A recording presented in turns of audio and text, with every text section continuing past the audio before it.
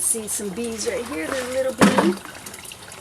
And so these are probably foragers because they've left the hive. They're foragers. They're females.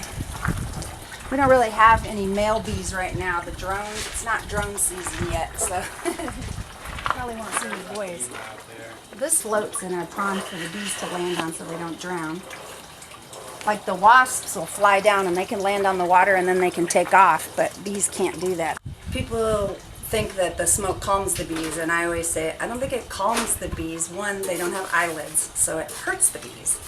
And two, they release a pheromone called an alarm pheromone, and it masks the alarm scent so that the bees can't smell, oh my God, there's danger, danger around, and so it kind of confuses them. So it hurts their eyes and it confuses them.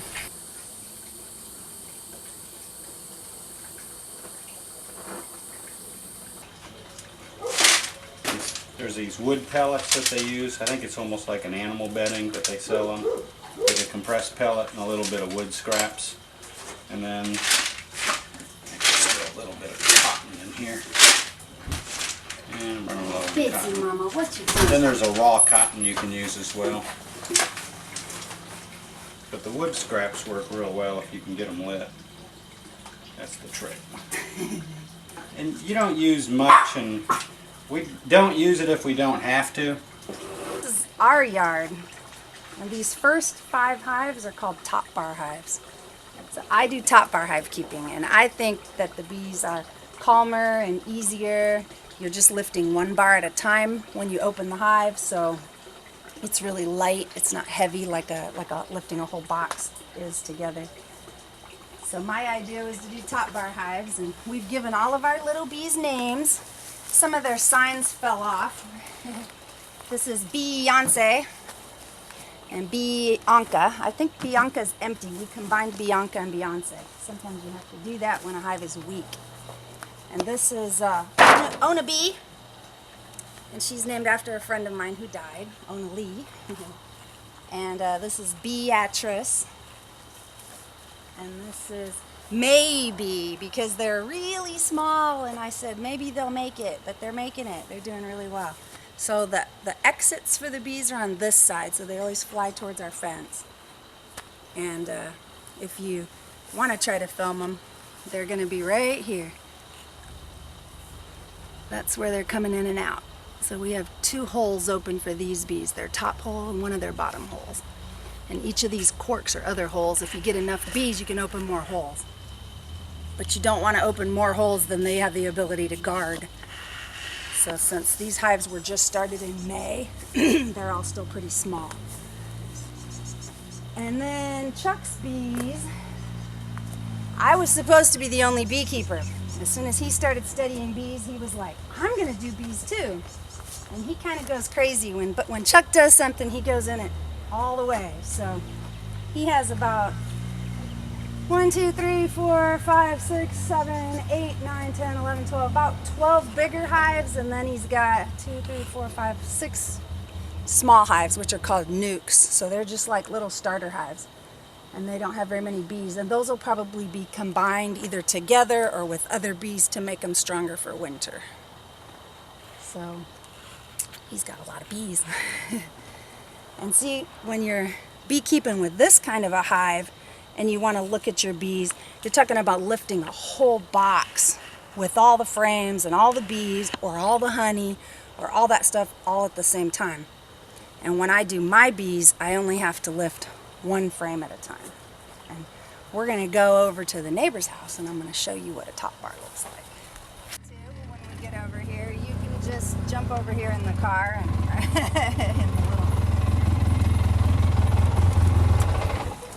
So the important thing when you have bees is you have to have a water source nearby. So you can see they have a little pond over here for their bees. Howdy, hey, John. Hey, how you doing? Sharon says hello. All right. So how long have you been a beekeeper? Oh, probably about 5 months or something like that. And why did you decide to be a beekeeper? Well, Sharon lives here, and she's a neighbor of Tanya's. And Tanya and Chuck raise bees, and we've been talking about it for some time. I wanted to put some in my backyard in Western Oaks, and thought we'd try a couple of hives over here first. So Tanya and Chuck have been very, very supportive and helpful and good trainers, and so it has been a good learning experience, and looks like we're going to have honey. And how many hives do you have? We have 2. So that amounts to how much honey a month, a Oh, year? that's a technical question. Yeah, how much honey would you be able to extract from those 2 hives? Well, give me a hint, Tanya. Yeah, I'm going to guess that it'd be 20 to 30 pounds of honey per hive, but not the first year. So First year, yeah, first year you there's a lot of build out. let the bees keep their honey. Yeah. And so the first year would be probably next spring or so. Mm-hmm. And then the second year, we'll have plenty of honey. Well, when I decided I wanted to keep bees, I don't like to get stung. So I researched a little bit on what is the best suit to buy and decided for Texas I wanted an Ultra Breeze. It does let a little bit of air in, but it's sandwiched waffle material between, so it's got an inner layer, a waffle layer, and another layer. So the bees can't get through, and if they did sting one, it still wouldn't get through all 3 places. I like this suit because the zippers make it really easy to get in and out of. So if I left something in my pocket, I can go man down. So that makes it easy. It's got all the pockets you need, of course. I usually wear my boots and a pair of socks underneath it just to ensure that the bees, if they did fall on the ground and they tried to crawl up your boot, they wouldn't get up in that way. The other thing I like about this suit that I haven't found any other suits that do it is that in the face mask, it has a bottom stiffener. Most of them have this one, but they don't have this one. So that's why I like this suit. It's made by Ultra Breeze. It's unfortunately $259, and you cannot find it cheaper. But it's the best, and I've never been stung through my suit. I recommended it to them, and they went for the Ultra Breeze, and I don't think y'all have been Hard to stung wear either. them out, isn't it? Yep. It's got Velcro for your wrists, so the bees can't climb up your wrists. The gloves, I just wear, they're a nylon sleeve and a leather palm. You could get stung through a glove. That does happen. It's never happened to me, but my husband has been. Or maybe I have been bit like right on the back of my hand. But if they're biting you through your glove, they're not sticking the stinger real deep in you, so it usually doesn't hurt, and you can grab their... When they sting you, their whole abdomen detaches and it leaves it in your skin, and that's why if you let it stay there, it's still pumping the liquid in. So you just want to real carefully either grab the abdomen and pull it back out, or slide it like with a credit card or your fingernail and pull the spike out, and it goes away right away. Honeybee stings hardly hurt at all, and they hurt for a very short time. They don't swell you all up. It's nothing like being bit by a wasp or a hornet or something like that. So.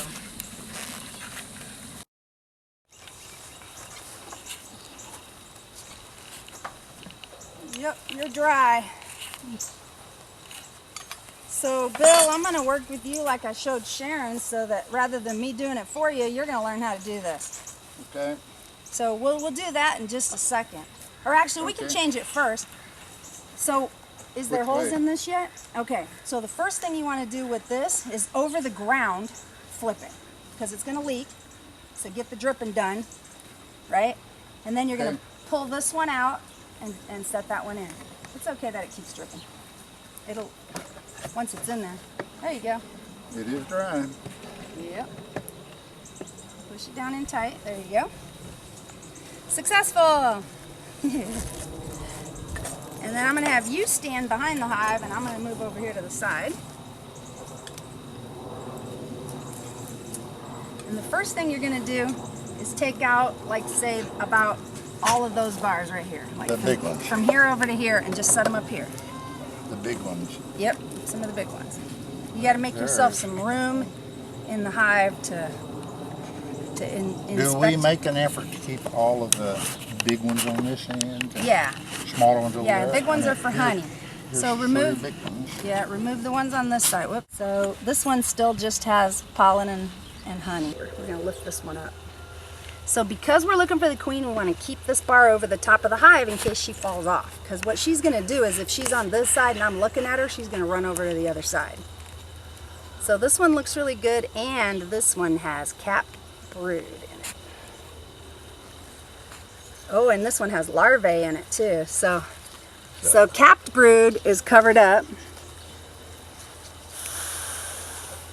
All right, so, and then the larvae in behind it, you see it? So she's already laid, see the little white larvae in the ones in between the capped ones, and then this is capped ones. And these are all girls. Those are all girls in there. If they were boys, they'd be real puffy looking, and if I see a boy, I'll show you, but there's probably no boys being laid yet. So you don't see a queen yet. And she doesn't like to get exposed, so if she was here while we were looking, she probably ran around to the other side. She's all that clever, huh? All right, make sure that there's no connection here, because there's probably a lot of honey in this one, because that's an older bar. Oh, that's one that fell, see, and we taped it up. That's good, we'll get to see a repair.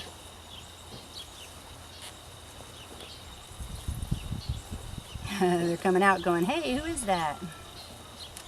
Hi, girls. It does not seem to be connected. All right, wait, let me look right here. Yep, it's good. See how it tore last time right there? Yeah. And we made a repair.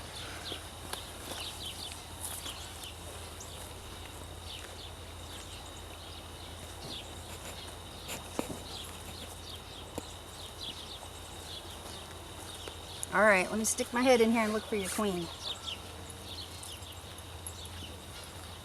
I do not see a queen there. I do see bees with, I do see some good bees with pollen on them, but let's see what this looks like. It's easier to see it if I bring it up in the air. Hi. No queen on Now this they're side. buzzing around a little. A little bit. A little bit. Not much. The other good thing is I haven't seen any hive beetle. That's good. Although if there is some, they're going to be at the very end. The bees will have them all cornered. And they'll take off running. Okay. Small hive beetle is one of the pests that we have here in Texas, and a lot of people are having problems with them. This one is so covered with bees that I can hardly tell what.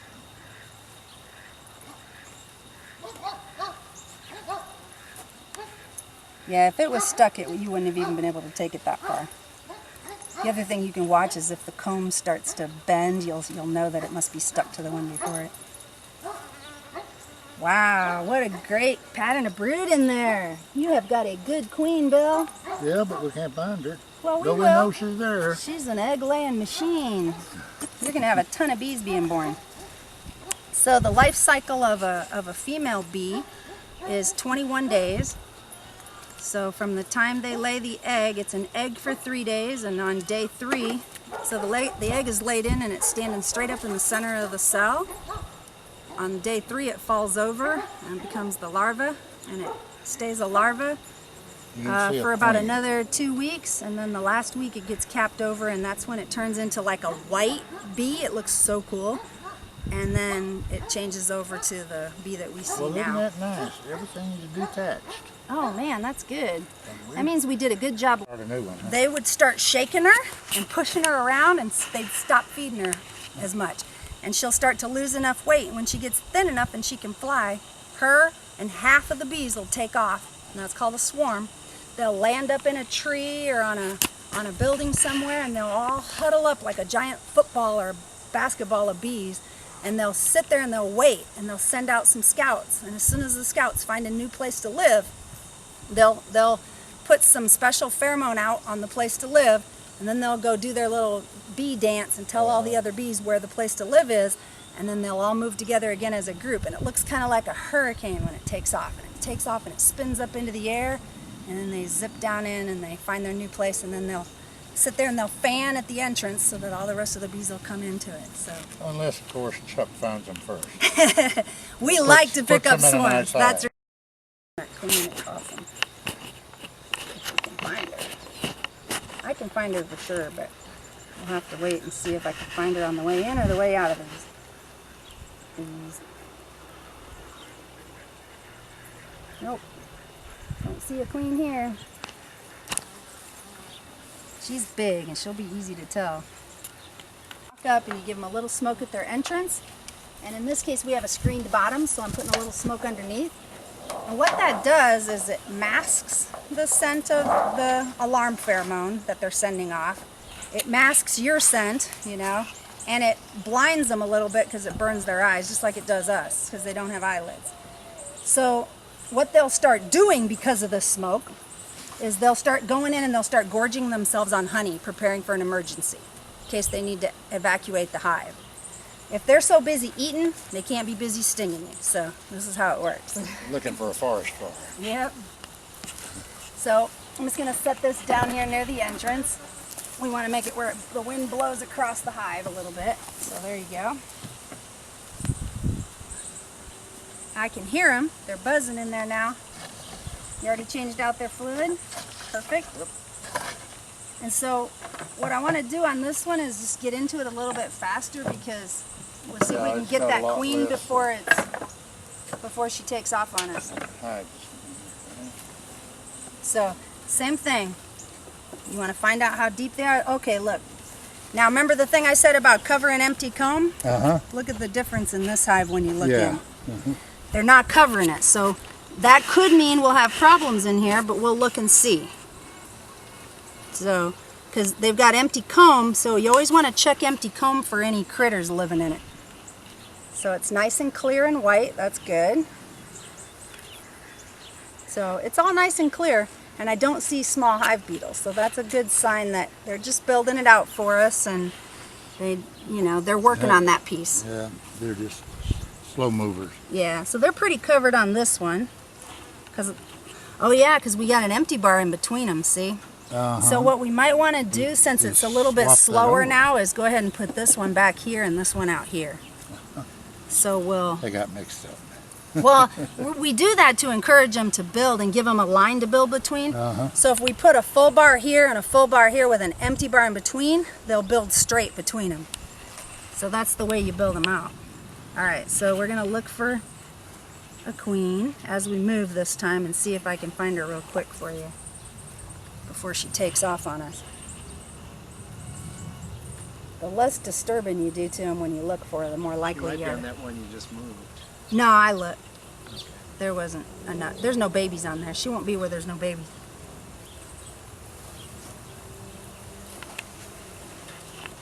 There's not even any babies on. Oh yeah, she just started laying here, so she could be on this one.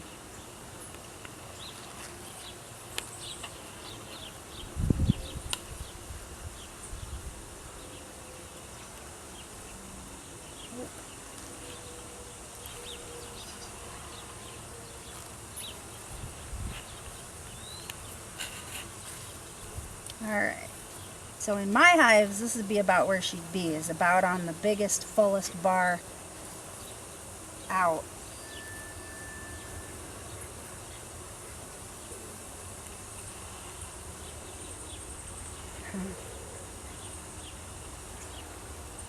Not seeing a queen yet, but there was a big ball over There's here. a big ball of bees right there. Yeah, I know. But see, the honey's at the top, so these guys are just up there eating honey.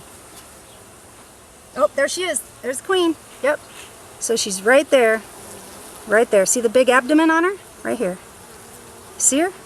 I'm touching her butt. There's her butt right on my finger. There she is. See how much bigger she is than the rest of the bees?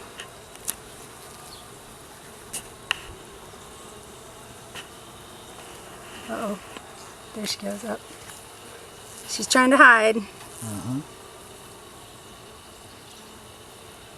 She's crawling across the bar right there. Alright, so now that we have smoke, we can show you how you smoke them back in instead of having to bump them back in. So right here they're touching too much, so you can just run a little bit of smoke on there. It makes them excited. You'll hear them make noise, but that's a lot of smoke. But they're getting away from that Yep, smoke. they got to pay away from the edge though, see, and I was able to close it. And then usually you don't have to smoke again, but if you do, then you just smoke the next set you're trying to put together. So when they're in the way, like that right there, you just run the smoke along it. Oops, squishing. Ooh, that's a lot of smoke though.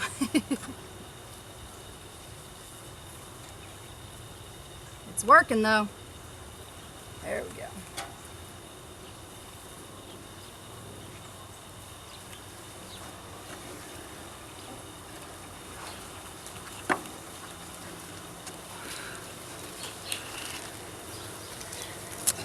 Yep. So, all right, so the difference is, so we're getting fats and skinnies mixed up. Here's a skinny. Are we? Yeah, a little bit. Okay. That's okay. There we go.